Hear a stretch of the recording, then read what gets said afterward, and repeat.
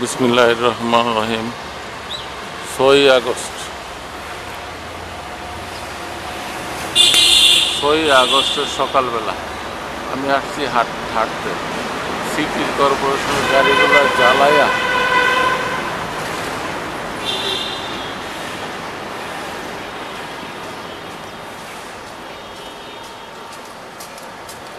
আগস্টের সকালবেলা এই যে দেশটার এত ক্ষতি হইল বোঝাই যাচ্ছে না। এই যে ভাঙচুর, গাড়ি পুরাও, এতগুলো প্রাণ চলে গেল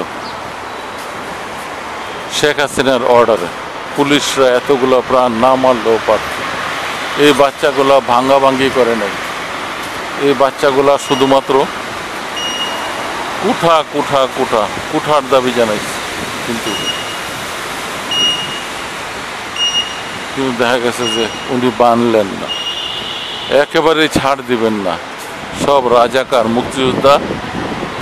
মুক্তিযোদ্ধা আর উনি এই দেশের সকল কিছু, বাকি সব রাজাকারের নাতিপুতি। এই শব্দটা যেমনই উনি বলছে, ওইটা বলছে একরকম, বুঝছে আর একরকম। তারপরে লোকজন অতিষ্ঠ শেখ হাসিনার অনির্বাচিত সরকারি। যত ভালোই আপনি করেন, আপনি নির্বাচিত ছিলেন না, পাবলিকের ভোটে আপনি পাশ করেন। সাবধান থাকা উচিত ছিল। ভারতকে আপনি সবই দিয়ে দেন, কারোর সাথে বোঝাপড়াও করেন নাই।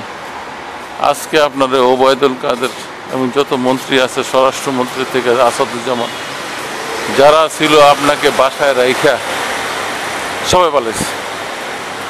এত বড় পেটুয়া বাহিনী, হাইরে খাওয়াই আওয়ামী লীগের সন্ত্রাসীদের তাণ্ডবে। এই যে দেখেন, সেনাবাহিনী এখানে বস্তা দিয়ে ঘাঁটি বানাইছিল, সেনাবাহিনী বস্তা দিয়ে ঘাঁটি বানাইছিল, এখানে চলে গেছে। এখন যে কি সরকার আসে আল্লাহ জানে।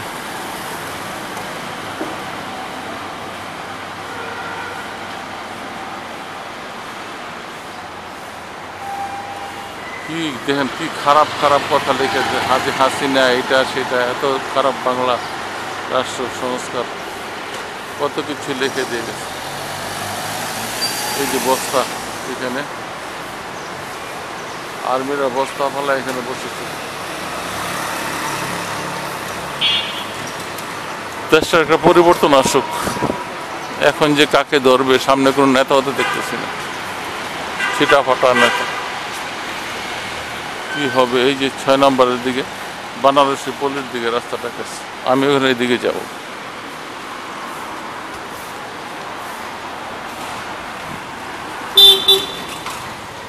আমার এই রাস্তায় যাব। তবে কথা একটাই, দেশটার একটা ভালো রাষ্ট্রনায়ক আসুক, আয়সা দেশটার একটা ভালো পজিশনে নিয়ে যাক। চুরটা বদমাইশ। বঙ্গবন্ধু নিজেই বলে গেছে, চোরের জন্য কিছুই করতে পারি না। বাংলাদেশের মানুষ কিন্তু পাক্কা রোজাদার, পাক্কা নামাজি, সবাই নামাজি, অথচ চুরি বাটপাড়ির ব্যাপারে 1 নম্বর। আসসালামু আলাইকুম, আমি রকিবুল ইসলাম, মক্কি ব্লগ থেকে।